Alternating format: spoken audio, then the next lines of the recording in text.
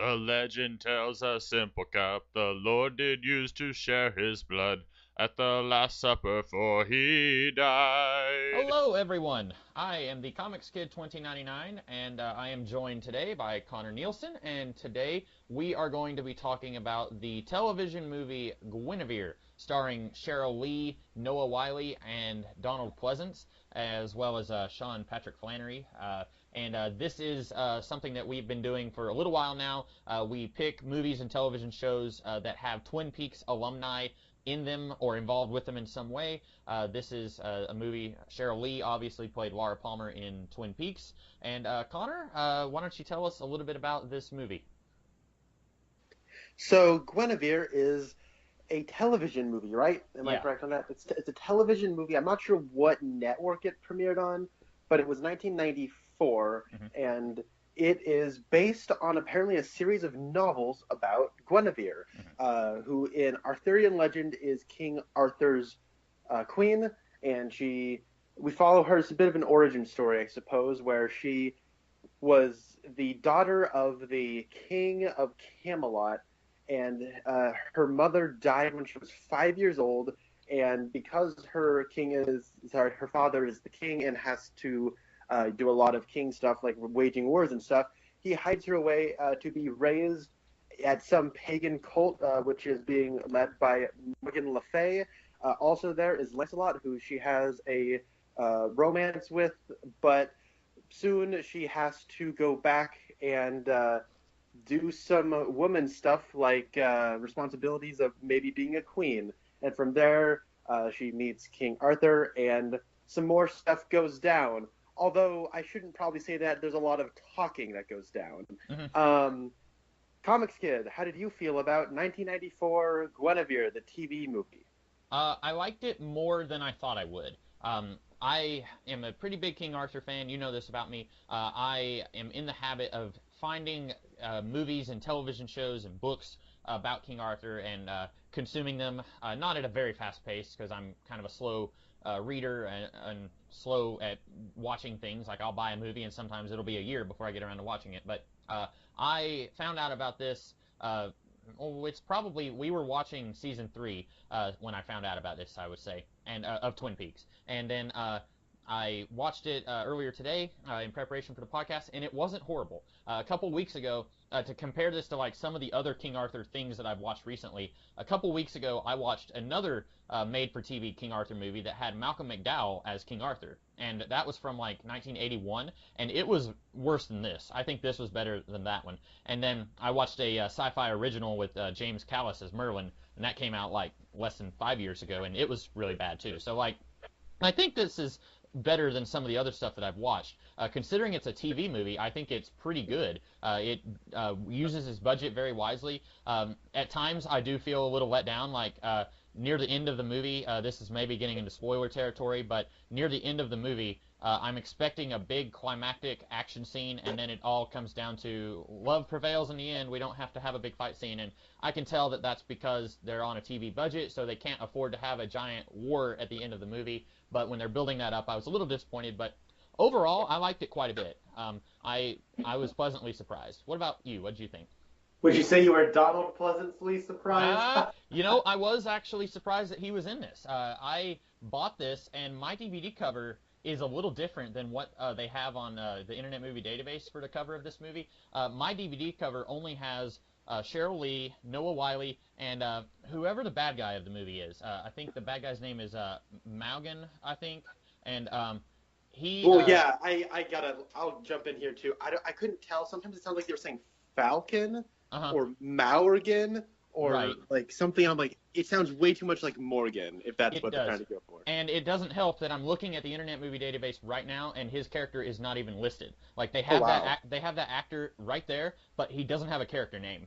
So I don't know what I'm assuming it's Maugan, because there is in some of the King Arthur sources, when Merlin was a boy, there was a pagan priest of some kind who worked for King Vortigern. His name was Maugan, and I'm assuming that they just pulled that name out of nowhere and slapped it on this bad guy that they created for this movie. I have not read any of the novels that this movie is based on, so I don't know if that's something from like the first Guinevere novel that this lady wrote, but I think that's his name, but yeah, it was only those three on the cover of the movie, and it didn't have like starring Donald Pleasance from Halloween. It didn't have anything like that on the cover of the movie. So when I popped it in the DVD player, it says and Donald Pleasance. I was like, wait, what?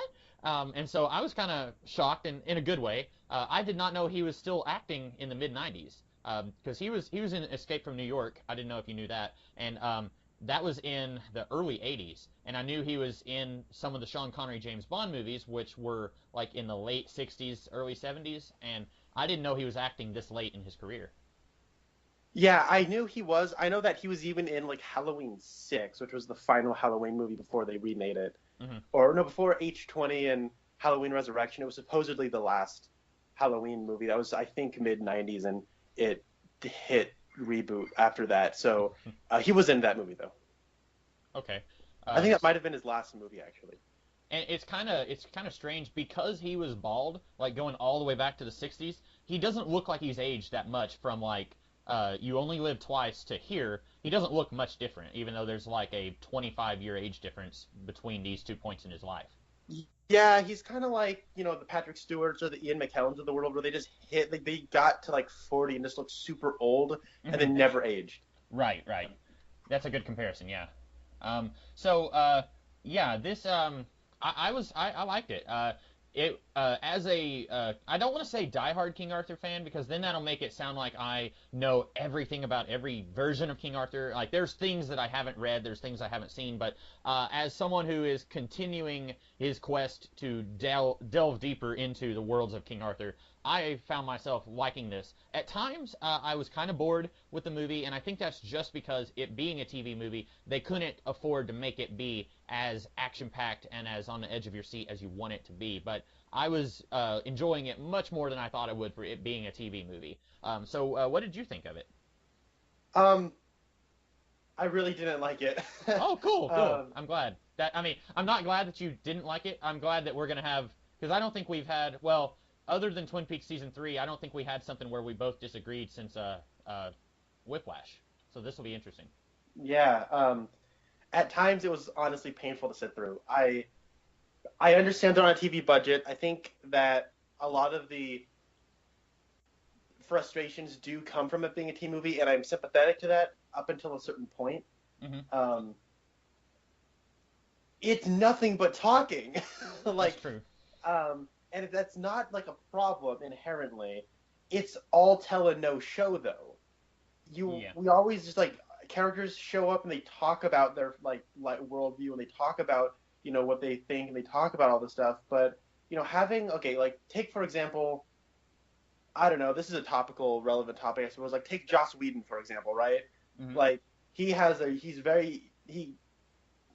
lot of ideals and he stands on certain principles. And then it came out that his actions were different than his ideals. Yep. And that doesn't change, that, your thoughts aren't necessarily inherently bad, but when your actions are different than your thoughts, then your thoughts don't carry as much weight because your actions speak louder than your words. And you look at these characters and like, I got so frustrated because they're just expositing what their worldviews are, and you never actually see those worldviews in action. And I think that Cheryl Lee is doing what she can, and I think everybody gives basically the same quality of performance. But because they have nothing to do but walk to an X on the ground and stand there and talk, and then walk to another X on the ground and then stand there and talk, it becomes maddening. Like, and I know this is a TV thing, but like the woods they go to feel like the exact same woods. The sense of geography, I don't really feel that. If there's a sense of scale, I don't feel that. And I know it's TV. I'm going to probably say that many more times, but it was like grating after a certain point of all the soapy stuff that started to come out. It's like, guys, I don't care because they don't do anything besides talk. Yeah. And at the big ending, when it's revealed, Morgan Le Fay's behind it all, my first thought was, well, wait, how? But then my second thought was, I don't care, whatever, she's behind it all, whatever. And I was also, in the back of my mind, I was thinking, you're surprised that she's behind all this? Like, when they were like, wait, Morgan's doing this? Like, I said I liked it. I am gonna have some problems that I will be discussing later. So, whenever I start agreeing with you and saying like, yeah, that's a good point, and then furthermore, I will have this to add. Like, I do want to say, while I enjoyed it, I think that came from me expecting this to be very awful and being kind of surprised that it wasn't the worst King Arthur movie I've ever seen.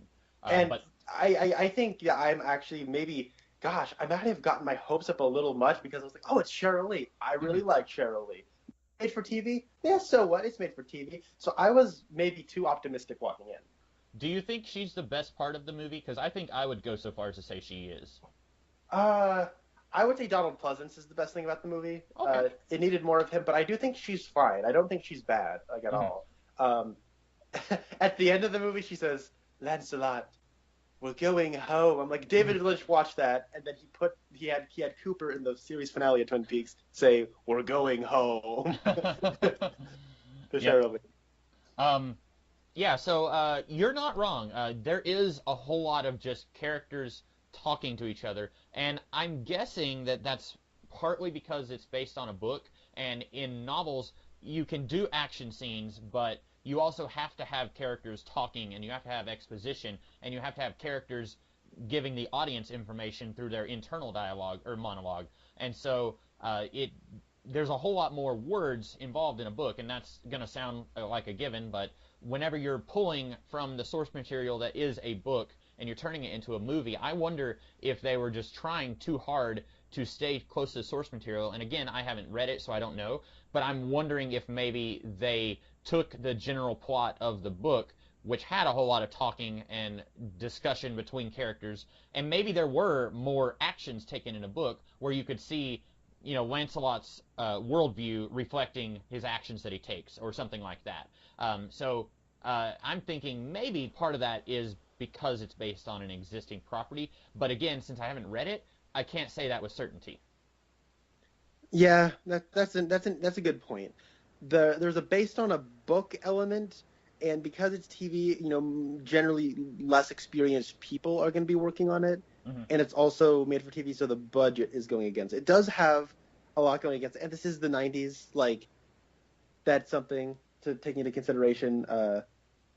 TV budgets were even much less than they are like now, right? Yeah, Or even in like the 2000s, the zero zeros, whatever we call that decade. the Um, aughts, as I call the, it. okay, yeah, I've heard people say that, but I don't know. yeah, I'm just being silly when I say that. I don't know. no, okay, this is going to be a little tangent, but so it's I've heard people call it the aughts. Yeah, Why do you call it the aughts as like a joke? yeah. Why do I do it? Yeah. I think uh, I must have read a blog post or something like a long time ago. This would have been like in the actual aughts, where somebody. It would have been in the early aughts, I guess, where someone was saying like, "What do we call this decade?" And someone else said, "Well, like we call it the 2000s." And there was like, "Well, you could call this whole century the 2000s. Like, what do we call like this decade?" And then someone jokingly responded like they call it the aughts. And I think I just like picked up on that and just started doing that. And like I don't even remember what blog post it was that I read where that was a thing. Okay, because I've heard people call it the knots, Hmm. and then people some just short that down to aughts. And Uh, the knots may be appropriate. I'm not sure. yeah. Oh well, that's irrelevant. But yeah, no, going to the sorry, I apologize for the tangent. So going into the uh, production of it, I'm sympathetic to the lower. I'm sympathetic to the limitations. Hmm. But I don't know. Like I will give it this. There's an action scene about half an hour into it that's actually pretty good. Um, Is it the one? I'm trying to think. Half an hour in. Is it when spoilers? Is it when Guinevere's father dies? That action scene? yeah, I think so. Okay. And then like I think it's even the one before that where she's like, I'm gonna go. Oh man, okay, this is another issue. Like the series of events gets really confusing. Hmm. So I think she says, I'm gonna go back to my pagan commune, and Yeah. then she sees a battle. She's like, oh, it's just too much violence, and then she goes back to her dad and says, okay, I'm gonna marry uh, Falcon or something, whatever his name is. And then he's like, okay. And then that's when Arthur and his pals show up, and then there's a second battle scene where her father dies. Right. But I think both of those are just fine for what this is. And I guess they blew their budget there. Like in that first, actually, there's actually a lot of extras on display. Yeah. And I mean, they're in the woods. Like, there's a reason why in like Lord of the Rings or like Kingdom of Heaven or like other like big, epic sorcery movies, that they're out in open fields to really show you the scale and just how much people there are. Yeah, so this is in the woods to, cover up the lack of people, but they do have a decent amount of extras, and the action scene I think is those two scenes are actually pretty good. So I will say I'm gonna say something that I liked about this movie, so I don't get bogged down with some of the stuff I didn't like.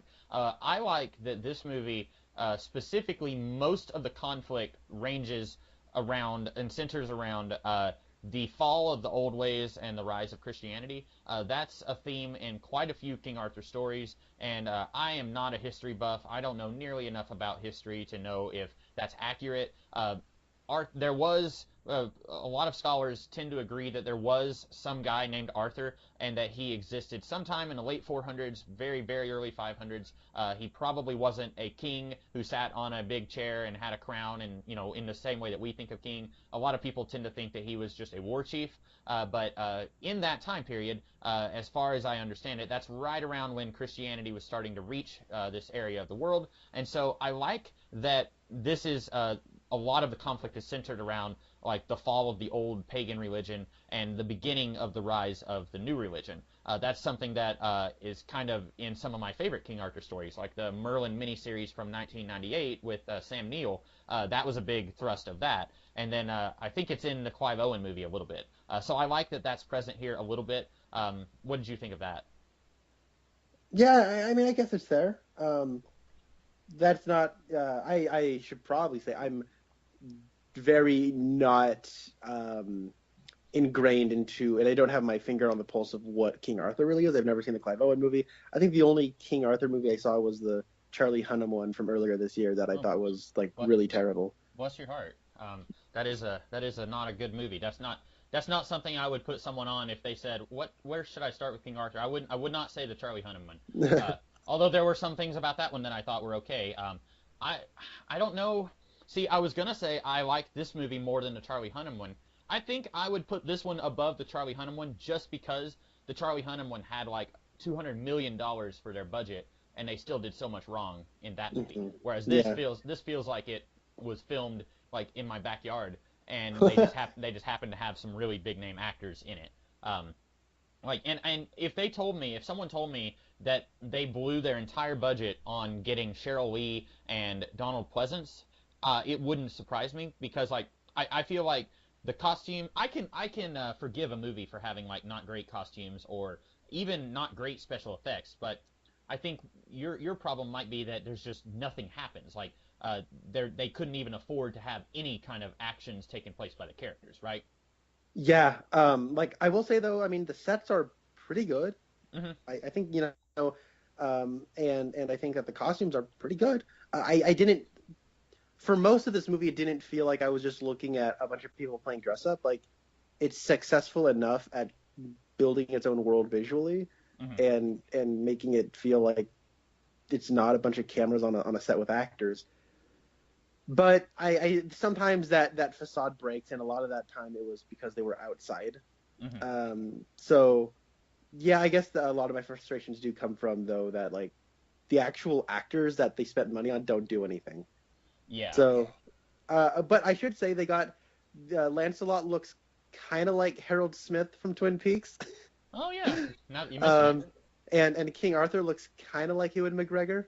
So, yeah, they spent money on those guys. Yeah. By the way, this is a little off point, but there are a couple times where like they do a decent job of making this sound like period dialogue. Yeah. But there's a couple of times where it slips. Like there's that part where, again, series of events. I'll get into that. I guess it's their wedding ceremony after they're already married. Ooh, where that was a cringy scene, wasn't it? It was where he goes, Merlin, you picked a winner. Yep, that sure sounds like period dialogue to me. That does not sound like it was written in the 90s. And then there's I actually really like this part. I think it's one of Cheryl Lee's like better line ratings. It comes after like a scene where she fights off a couple of people that are, I guess, sent by Morgan Le Fay to kill her. Mm-hmm. And I actually like that action scene. She you see her doing something, and you see her actually, you see a character that they spent money on doing something. Yeah. And that was kind of nice. Where she looks and she sees like Morgan Le Fay's ring on them, and she goes, "Oh, Morgan Le Fay, God!" Like she's like seems so over it, and I'm like, yeah, I like that. She's like, it felt like a personality coming through, and since a lot of her role she has to be strong and stoic and speak with authority, it was kind of nice to have something else besides that come through. Yeah. I did think it was a little weird that she didn't immediately share with her king, who she just lectured like 5 minutes earlier about how we will reign as equals, and she didn't tell him, because he's over here saying, like, these guys were probably sent by Maugan, and then he's like, this is weird, their swords look different than Maugan's swords, like, these are really good swords, and she's over here, she knows that it's Morgan, and she doesn't say anything to him. Like, I thought that was a little weird, but... Yeah, apparently a whole year passes that she doesn't say, oh, by the way, there's this crazy pagan woman named Morgan Le Fay. She raised me. She kind of hates me, and I think she wants to kill us. Mm-hmm. Yeah, that was another weird thing, is that at one point, one of the characters said something like, this year, because at one point, just out of nowhere, she's like 9 months pregnant and like about to pop at any moment. Yeah. And I was thinking, like, when did all this time pass? Like, and that's another thing. At one point, Merlin is telling them, when they're at the pagan sanctuary, and Merlin comes there to tell everyone about the new High King, and he says it's a 15-year-old boy who pulled the sword from the stone. And, that was a nice little detail, because in most versions of King Arthur's origin, he is a 15-year-old boy. Like, pretty much every King Arthur story will just go off in their own direction, but almost all of them, it seems like most of them that cover him pulling the sword, wow, I just combined the word sword and stone. Most of them that cover him pulling the sword from the stone, they have him being about 15 or so. And so I was like, oh, that's a neat little nod to that bit of mythos. And then when we first see him, it's like, oh, you guys clearly got this like 30-year-old man to play a 15-year-old kid. Okay. And then I at that point I was kind of curious, like, well, how old is Lancelot and Guinevere supposed to be? Because like when Merlin is telling this story, like, are they supposed to be teenagers, or are they supposed to be however old they are in real life? I wasn't really sure. Here's a connection to Carrie. She's finally gotten her period, so I think that's. Yeah, when that scene happened, I was thinking like, oh, more female body action going on here, just like in Carrie. So I was a little disappointed she didn't have telepathy. I think she would have taken out Maugan and all of his forces if you just like focus hard enough. Yeah. Let's see. I guess I'll get into it now. The series of events in the passage of time gets like really confusing. Zozo. Because she goes like I'm totally with this up until she goes to see her dad, and then I'm not sure, but I think she just says, never mind, I'm just gonna go back to my pagan commune. And then she sees some violence, and then she's like, oh, I gotta go back. And then and by the way, these look like the exact same woods that she rode away from on her horse. Mm-hmm. Like that are right outside the commune. So I don't know. Like, is it just like a 2-mile hike that she saw? I don't know. And then so she goes back to her dad and is like, oh, never mind, I'm going to marry Maugan because there's too much violence. And then Arthur comes and they're like, all right, we'll do it. And then they have another action scene, and then they come back to the same set. They probably shot both of these scenes on the same day. And it's like, okay, by the way, will you accept my marriage? And will you marry me? And she's like, okay, that's fine, because I feel honor bound to. And then, like, all of a sudden, some time starts passing by, and like now they're married, and then they have sex, and then okay, so I guess they're married now. That's kind of weird, I grew up in a Christian household, and I think that the rituals have been well preserved. That you have a big marriage ceremony, right? And then then you get a porket, and then I'm thinking, okay, so I guess they're married. They just kind of skipped all the bells and whistles. They just had, I guess, ordained minister Merlin marry them in a scene that we didn't see. But okay, and then in another scene, she has a knife on him. She has a knife on her, and then a bunch of priests come by and they're like, no knife. And she's like, give him the knife. And like, yeah, and because then Merlin even says, hey, this is the queen. This is the bride of Arthur. And then the next scene, oh wait, no, then she meets up with Lancelot because he was sent to be her protector. By the way, No, wait, never mind. I won't get into that. But then she has her wedding ceremony with with Arthur, and I'm thinking, but wait, I thought they were already married. And then it jumps a year, I think, and then like, is she pregnant then? But she couldn't be because it's been a full year. I think it's like a full year jump, and then we got a 9-month jump to where she's like popping pregnant, and then he has sex with Morgan Le Fay, and then like earlier in that scene, like she was drinking some wine, and I guess it was poison because then Morgan's like, haha, it is poison. Mm-hmm. And then she actually gives birth to the baby, and then she's just fine. So I guess the poison was just like a big prank. It wasn't actually poison. So I don't know, like all that, like the whole poison thing's meant to be dropped. And then like the baby's only brought up a little bit later. It's not really brought up upon. I don't know if they were going to maybe deal with that in a sequel. Maybe it's dealt with in a sequel book. I don't know. And then, like, from there, it's, like, jumps again, like, oh, by the way, Arthur's been captured. You need to go rescue him. And she's like, okay, I'm going to go rescue him. Mm-hmm. Like, it all gets really choppy. And I think a lot of that is because we don't really see a whole lot. Like, kind of goes back to my central issue that this is all show and, it's all tell the no show. Mm-hmm. Yeah. And some of that I didn't have a problem with. Like, when you were talking about how she left and came back and left, I think, I only watched it this morning, but I think she left. She grew up at the pagan commune, and then she left because Morgan Le Fay had this really evil scheme where she wanted to go to war with Arthur, and Guinevere didn't really agree with that. So she went to her dad, and her dad was like on the verge of surrendering to Maugan, and Maugan is just instantly, it's like, okay, we have to convey to the audience in 0.05 seconds that he's a bad guy. So he immediately like sexually assaults Guinevere, like right there in front of the dad, and then she's like, I don't want to marry him, and the dad was like, well, I'm glad to hear that, but, and then he's like, you know, if you don't do it, you're gonna, all these people will die. And then there's a battle, so many of her dad's soldiers die, and then Arthur and his guys come in, and they're like, hey, we'll help you, and then they they send Maugan and his forces running. They don't, like, flat out defeat him. And then Guinevere's dad dies, and then she's like, well, you know, can I give you anything at all? And then Merlin is like, well, it just so happens he needs a wife. And then she's, and at that point, I think I did kind of, it seems like, it's not that the sequence of events was confusing at that point, but it was weird that it took them, like time just seemed to blow by really fast at that point. Like I said earlier, at one point, like, she's not pregnant, and the next thing we know, she's almost ready to give birth, and like it's just kind of skipping time at an alarming rate. Yeah. By the way, they're like, oh, there's 6 of us, make that 7. All right, we can do some damage. Yeah. Like, but wait, if you're Arthur, why do you just bring an army, right? You're like the king of England. Yeah. I was a little, and I just thought that was a silly line anyway. Like 6 of you versus an entire army, you know, you're not going to do any damage at all. It reminded me of X-Men: The Last Stand, which also had some forest battles. But in that movie, when they're on the island and Wolverine says, "Now we hold this line. Whatever we do, we hold this line." And there was, not even kidding, there was like 6 of them against an entire army of Magneto's mutants. Like, that kind of reminded me of this a little bit. That's a good comparison. So speaking of Arthur, I did not like Arthur. I found that this movie did an adequate job of making some of the characters likable, even if they're opposing each other. Like, I think it did a really good job of putting Lancelot kind of at odds with Guinevere throughout a good portion of the movie.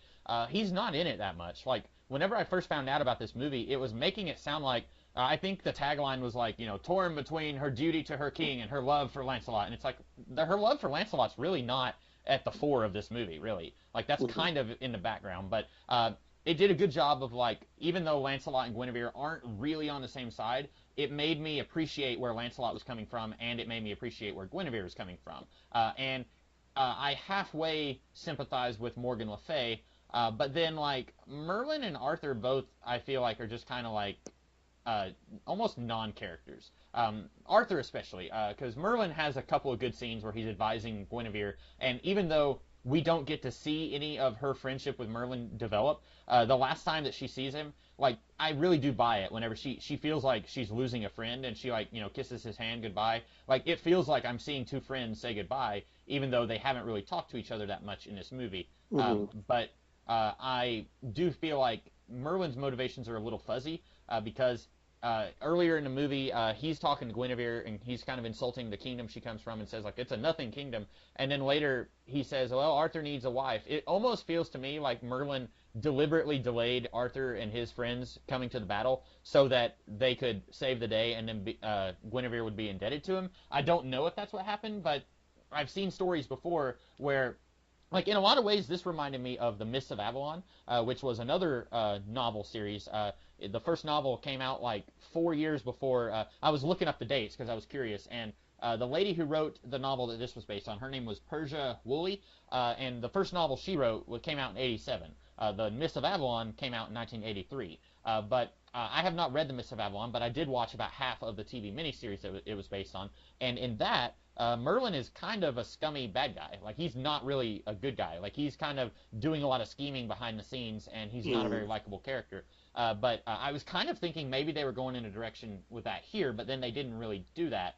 But, like, with Arthur, I felt like he was just, at times, I did not understand his character, and at times I felt like they wanted him to do sleazeball things, but then they also wanted him to be a likable guy, and so they half-butted it. Like, you could go one of two ways. You could have him be like this really nice, just king who he's bringing peace and prosperity to the land, and he's like the first good king that we've had in decades.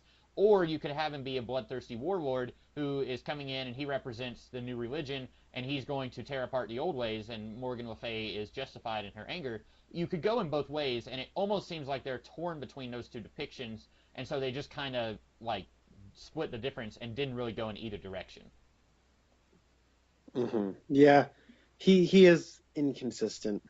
And this is maybe an indication of how it was back in the day. Of course, no one was around back in the day, so no one can really say for sure. But like, Guinevere is 9 months pregnant, and Arthur's like, okay, go to sleep, you need your rest. And then he goes and sleeps with Morgan Le Fay, and then Guinevere bursts in because I guess her water broke, and she's like, Arthur, help me. And then she busts in, and she sees Arthur literally on top of Morgan Le Fay in the act, and then she's like, Arthur! And then, like, he's like, oh, hey, I'm here. And then she, like, falls on the ground, and Morgan Le Fay is like, leave us. And so he's, like, grabbing a pillow to cover himself, and he just, like, walks past his wife, who just collapsed on the ground. And he's just like, oops, I'm just going to walk away. And then Morgan Le Fay is like, yep, I'm pregnant with his child. And so Arthur was just caught having an affair with his half-sister.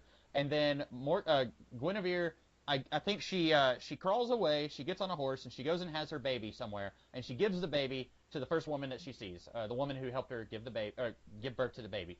And like you said, that is touched on again, but it's in a really weird way, because Merlin later tells her the baby will come back when her country needs her most, just like Arthur will.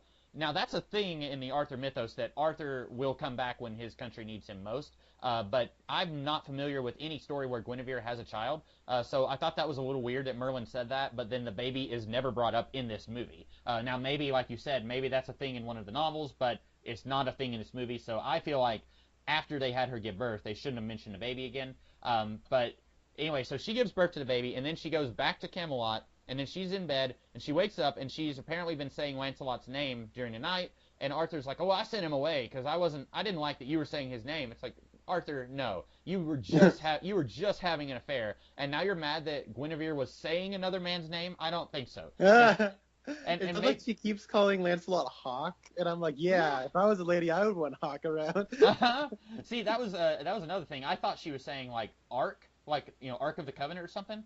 And it's kind of like what you were saying, like it was a little unclear, like the bad guy's name, and then she's calling Lancelot this nickname, and I kept thinking like that's a little similar to Arthur if it's Ark, and I was just thinking like why is she calling him that? And that's a thing. Like at one point Merlin calls Guinevere White Shadow. Which apparently that's like, I read this a couple weeks ago. It didn't have anything to do with this movie. I just happened to find this out. But apparently Guinevere's name in like Welsh translates to White Shadow.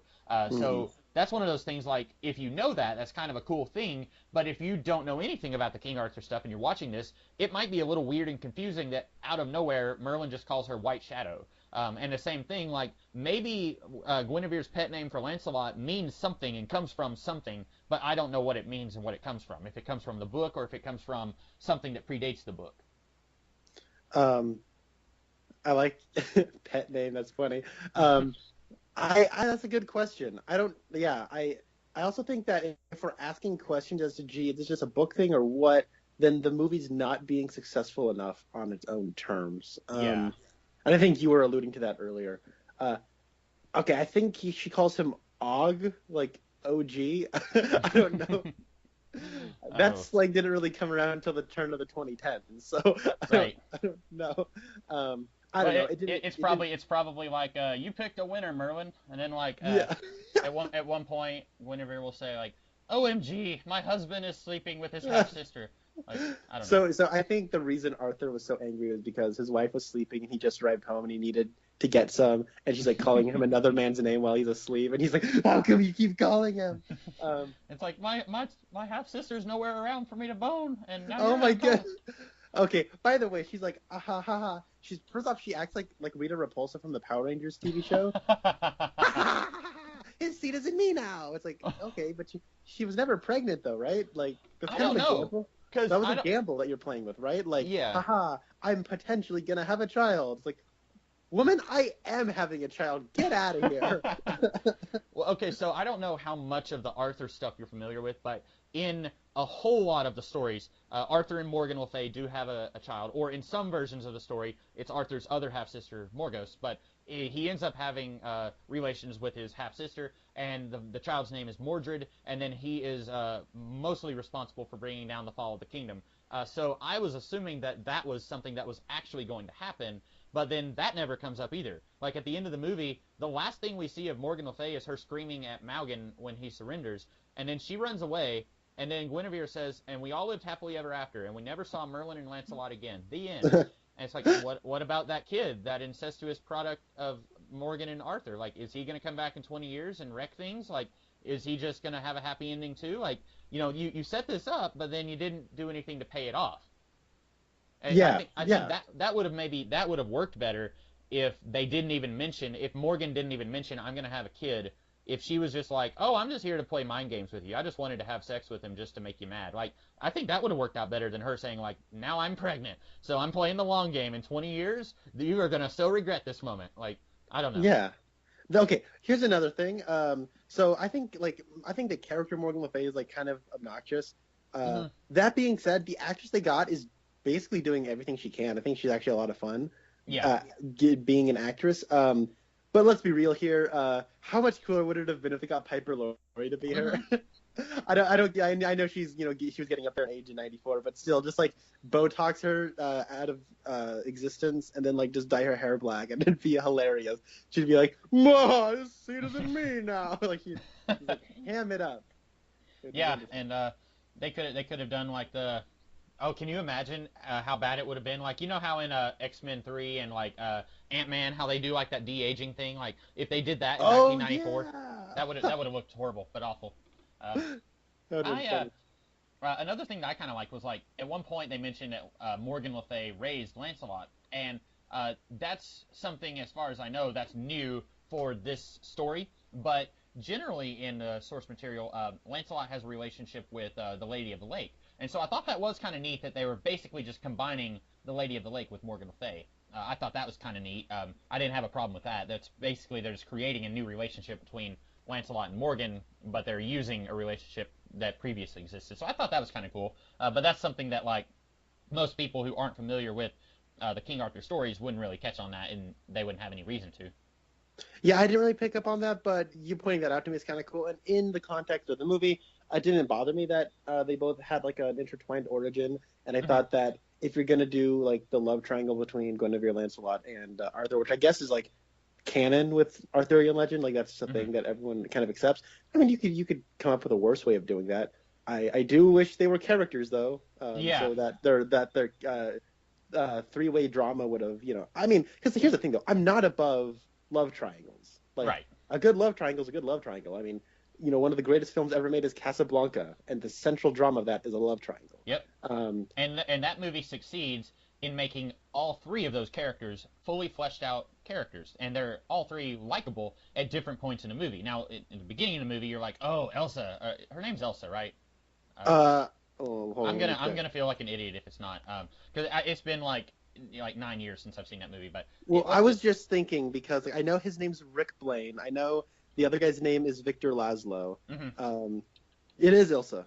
Okay, good, sweet. Okay, so at the beginning of the movie, you're like, oh, that scalawag Elsa, like she left him at the train station, and then you're like, oh, that's why. Okay, but anyway, so that movie does a really good job of by the end of the movie, they all like even though you can't have well, you could, I guess. I was going to say, you can't just have all three of them just say, like, hey, let's just have a permanent, ongoing menage a trois, and let's just call it a day. Like, you can't have that happen. Like, and then I was thinking, like, well, I guess you could, but they wouldn't do that in the 40s. But they have to have, some character has to lose. But at the end of the day, you like all three of those characters. You like, well, Sam is a different character. You like Elsa, you like Rick, you like Victor. But here, Arthur is just a non-character. He's just there because it's a King Arthur story, so there has to be a King Arthur, but he doesn't feel real. It feels like they want him to be kind of likable, so he's not just a complete bloodthirsty scumbag, but he's also, like, not likable at all because of all the things he says and does in this movie. And then Lancelot, I feel for him because he feels loyal to Morgan, who saved his life, but then, like, I don't know, he doesn't really do anything, like you said. Like, he shows up a couple of times and then, like, prominently leaves. Like, he doesn't actually have, like, let me ask you this. If we completely remove Lancelot from this movie, would the plot change at all? I don't think so. Okay. See, I like that they have that. I guess I like that Lancelot is not buddies with Arthur, because most of the time Lancelot is serving Arthur. He is a knight in Arthur's court, and that's how he becomes entwined with that romance, because he is the queen's champion, and then that's how he gets close to Guinevere. I don't mind that these two grew up together, because in the sources, Lancelot is a French prince. So I don't mind that, the French prince, or, well, Morgan Le Fay rescued him from drowning, and so she took him there, and then this other king, he sends his daughter there. I don't mind them connecting those characters before they even meet Arthur, and I find it to be interesting that Lancelot is not connected to Arthur in this case, but then do something with that. Either turn Lancelot into a bad guy, or have him eventually at the end of the movie realize that Arthur isn't that bad of a guy, and that you could do it kind of like a Quicksilver and Scarlet Witch in the old X-Men comics. They worked with Magneto. The only reason that they worked with him was because he saved their life once. And then after Magneto gets kidnapped by a space alien, they basically said, okay, we're done. We're not going to be mutant terrorists anymore. And then they went and joined the Avengers. You could do something kind of like that, where Lancelot feels obligated to work with Morgan, but then he could tell Guinevere, look, I know what Morgan is doing is bad, but she's the closest thing I have to family, and she saved my life once. And then by the end of the movie, he could go up to Arthur and be like, hey, I saved your life over there. Can I be your knight or whatever? And then, like, exchange knowing looks with Guinevere, because he's like, yeah, we're going to continue this little will they won't they thing until the next movie or whatever. Mm-hmm. Or you could turn him into a newt, and then he could get better. Yeah. And I think that also, I like Noah Wyle. I was kind of surprised that, because I've never watched an episode of ER, but he was apparently like one of the leads in that show for a really long time. But I was surprised that he had a not bad British accent. Him and Cheryl Lee both. I felt like their accents weren't terrible. Yeah, and like I guess I wasn't thinking about it, but Cheryl Lee, like, just on principle, like, if you just like had me listen to her regular voice, I wouldn't peg her as somebody who could do accents very well. Mm-hmm. But then, she has a southern accent in the series finale of Twin Peaks, and she has a British accent here, and I think she does both very well. Mm-hmm. So yeah, she's just a good actress. It's just, I guess she's almost like deceptive. Like, you just kind of look at her and you're like, oh, you expect a certain thing when you just watch her in, like, say, the pilot episode of Twin Peaks. Right. In her, like, couple cutaways, and you're like, she's only hired because she's a pretty blonde girl. And then, oh no, she's, like, actually a good actress, and that's kind of interesting. Exactly, yeah. We talked a lot over the course of the first 2 seasons of Twin Peaks how they start the series with her death, but then it almost felt like David Lynch and Mark Frost realized that they had a good actress and that they didn't just happen to luck into, like, an extra who, was going to be their dead body for the first episode. Like, they had someone who could actually act, and so that's why, I feel like that's why they created Maddie, and they created so many flashbacks for Laura, so that they could continue using this good actress they realized they had. Yeah, and have I told you my fan theory that I think the Maddie character was originally supposed to be Audrey?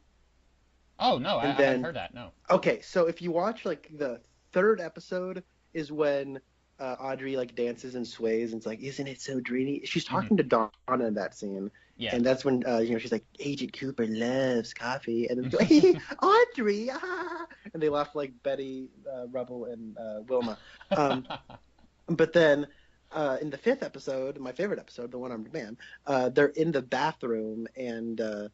What's her face? Audrey's like talking to Dawn, and she's like, "Look, here's what's gonna happen. We're gonna help. Let's help each other out." Right. And in that episode is also where James meets Maddie for the first time, and then they like Donna and Audrey never have any more conversations after that. Until like they're getting love letters from Wyndham Earl. Yeah, exactly. So it's like it just sort of gets dropped, and then Maddie, who's also a brunette girl, gets kind of brought into their little gets brought in with James and Donna, and she all of a sudden has her own clues and everything, but all the stuff that Audrey was setting up a plan with James and Donna just sort of like falls by the wayside. When she goes up to like One Eye Jacks and gets captured there and whatnot. So I don't know. My theory is that the plan was Sheryl Lee was just going to be a dead body, and Audrey was supposed to sort of team up with James and Donna, but they realized that Sheryl Lee was a great actress, so they they created a new role called Maddie, brought her in to be with James and Donna, and then Audrey sort of went and did her own thing. So Right. that's my theory, anyways. And that makes sense. And also, it's possible that they, I don't know, didn't realize they were going to keep Audrey in the One Eye Jacks for like 5 episodes. And so they needed somebody to kind of come in and actually get James and Donna to actually be relevant to the plot. I think that makes sense. I had one other thing to say about this King Arthur movie. Did you have anything you wanted to say? Any other things? Not particularly. Like it was a frustrating experience for me because its problems arose to me very early on. Hmm. And like the last half was like, oh no, like come on. And like I kept checking how much time was left at the last half. Do you ever, this is a very off topic, when I watch YouTube videos, I almost always will play it at 1.5 speed. Did you do that here, or do you ever do that? Oh no, I don't. Oh, okay. I do that all the time. Like I don't have anything important that I have to do, but I just sit there. Like if I was watching this on YouTube, I would be thinking like an hour and a half, or it could be like an hour and 15 minutes if I do it at 1.5 speed, and it's like that's 15 minutes. I could be doing anything else. See, you're older than me and much wiser, so I feel like I've learned something. Hey, and that helps. I will take this. Next time you're watching something where you're just like, I hate this movie, but I have to watch it, then you can just be like, hey, yeah, that I do that, and then like I do that also because when I put my DVD in my computer, the default program is it's like Power DVD Box or something is what it's called. It's not Windows Media Player. It's something weird. Power yeah, it's Power DVD 12 is what the program is. But anyway, yeah, so I do that on DVDs also. Um, Okay, that's but cool.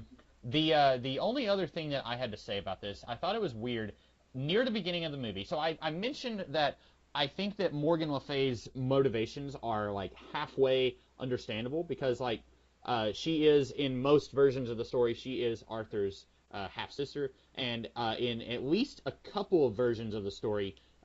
So basically, I don't know if you're familiar with this. So what happened was Uther is Arthur's father, and he is the High King. And then he sees one of the dukes that works for him has a wife, Igraine, and then he basically is like, I really want to sleep with her. And the Duke, Igraine's husband, is like, he catches on, and so he goes back, takes his wife with him, and goes to hide in his castle. And then Uther goes to war with that guy because he really wants to get in Igraine's pants. And so then Merlin makes Uther look like the Duke. And so he just walks into the castle while the Duke is off on the battlefield, and the Duke dies. And then Uther, in the guise of Igraine's husband, has sex with her.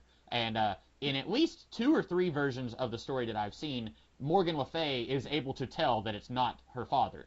She sees him and immediately knows that it's Uther. And so I am totally okay with Igraine, or with Morgan Le Fay being bitter and being angry at Uther, and even Merlin, depending on how involved he was, which in this movie, we didn't really get a good sense of how involved Merlin was in the birth of Arthur, but like I could totally be okay with her being angry at Uther and being angry at Merlin, But what I found to be a little weird and confusing was that she seems to blame Arthur for his own birth. Like, it's not his fault the way he was born. And you would think, even though she's like a Power Rangers villain who like has like zero like human emotions, you would think that she would be able to like figure out, okay, I don't like Arthur. I don't like. It would have been better if she was like, okay, I don't like Uther and I don't like Merlin. And on top of all of that, Arthur is a bloodthirsty king who represents this new religion, and he's trying to get rid of the old ways that I represent. I keep coming back on that, but like I think that would have made for a better motivation for her.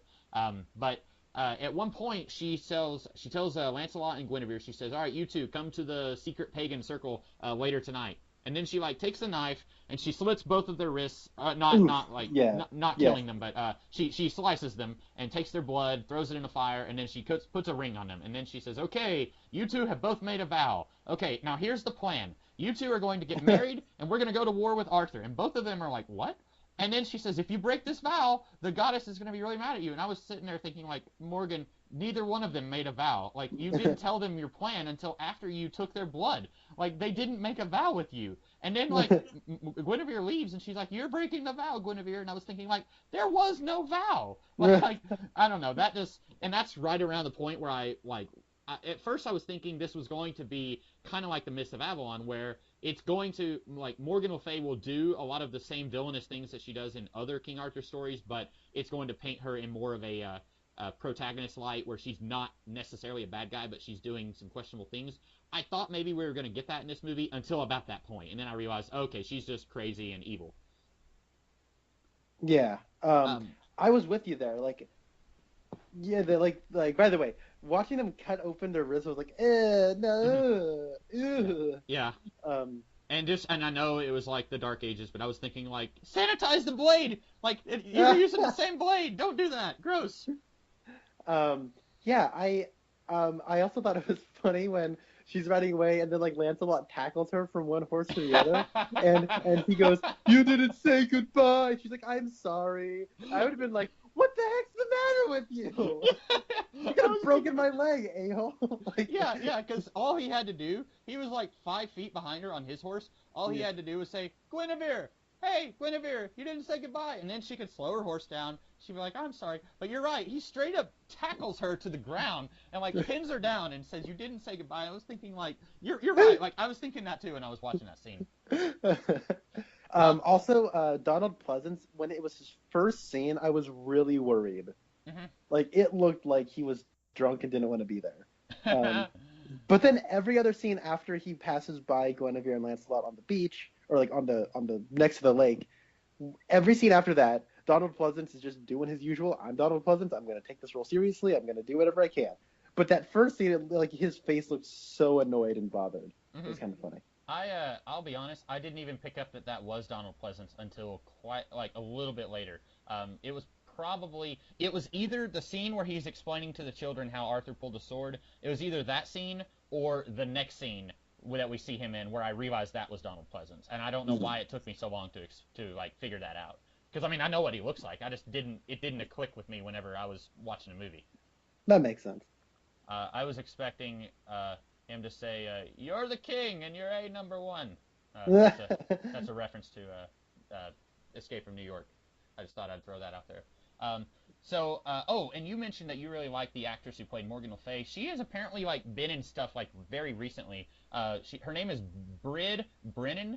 And she's been in like the British TV series Peaky Blinders, and she was in she's been in stuff like, I mean, her most recent thing was a couple of things in 2016, 2015, 14, 13. So she's been in stuff like, I was almost expecting her to be one of those actors or actresses who is in a lot of stuff and then just like kind of vanishes, but like they didn't die, they just like stopped being in stuff. But she's one of those actors, it looks like, who has just been a character actor in a lot of small things. Like the very first thing she was in was actually another King Arthur movie called Excalibur from '81, John Borman's Excalibur. Okay. But that's interesting. She wasn't even she was Lady in Waiting, so like she didn't even have a name in that movie. What if that was just like a callback to all the keen-eyed viewers? Like, she got a promotion from that one King Arthur thing she was in. Yeah. So overall, I think Connor and I are saying don't watch this movie. Well, unless you I don't know. It's free on YouTube, so like it's no skin off your back if you do watch it. But I don't think And it was either of us. recently uploaded too. It was like back in March is when the upload date was. So Yeah, I think you're right. You wouldn't. I don't think we're saying you would not have to pay money to watch this. I don't think either of us are saying that it's that good of a movie. And I enjoyed it more than Connor did, but I think a lot of what I enjoyed about it was more like from the perspective of, hey, that's a cool nod to that one King Arthur thing that like Lancelot's connection to the Lady of the Lake. Like I was enjoying stuff like that, but I wasn't necessarily enjoying stuff about the movie, if that makes any sense. yeah, yeah. Um, Yeah, yeah, I got nothing more to add. I don't either. Next week will be your choice, Connor. What are you thinking about choosing for us to discuss? All right, so it's October, Oh yeah. right? A lot of people like to take this chance to really, celebrate Halloween, go into horror movies, and that's what I'm going to do. I am going to pick a 1991 horror comedy, as it is billed as, directed by Wes Craven. Do you know what I'm going to pick? It's not that Stephen King movie Sleepwalker, is it? No, that's not directed by Wes Craven. Oh, It that's a shame. is The People Under the Stairs. I have never heard of that. I don't think. I've heard of it. I've never seen it. I've heard about it my whole life. I know that internet personality Confused Matthew says this is one of like his favorite bad movies. Like it's so bad it's good. I've heard a lot of people say they actually really do unironically like this movie. I've known about this movie is what I'm saying. It's called The People Under the Stairs, and it stars both Everett McGill and Wendy Roddy, who plays Big Ed and Nadine Hurley in Was Twin this Peaks. was this before or after Twin Peaks? This was in '91, so this Okay. was probably filmed right around season one being aired. Okay. So yeah, it's kind of interesting. It's like basically the same time. It was when season two was probably airing, is when it aired. Gotcha. Yeah. Well, that's interesting because now Wes Craven, did he do Scream or did he do Nightmare on Elm Street? He Or did did he? both. Okay. So I have seen all of the Scream movies, so that's about as far as I'm familiar with Wes Craven's work. And I've seen Nightmare on Elm Street and Wes Craven's New Nightmare, That's and right. You did a review for that for Who Reviews the Reviewers. I like that I review. did. I think that's probably my best review to date. I think my favorite part of that review is when you're going down the stairs with the camera and you're like shaking the camera all over the place. That still cracks me up. And that and Spencer dressed up as Freddy. Yeah, That was was a lot of Spencer, fun. right? Yeah, That was that was. okay. Yeah, those are I think my two favorite parts of that. Yeah, so well, let's do that. I have not seen Scream. That's the movie that I really want to, but I just never really got around to watching any of those. But oh well. Yeah. He unfortunately passed in 2015. But yeah, People Under the Stairs. I don't have any access. I mean, if I don't have access to it at like a library or something, I'll just rent it off Amazon. So I Okay. don't know the accessibility of it. I just saw that and went, I'm gonna pick that. Alrighty. I shouldn't have any problems getting to it.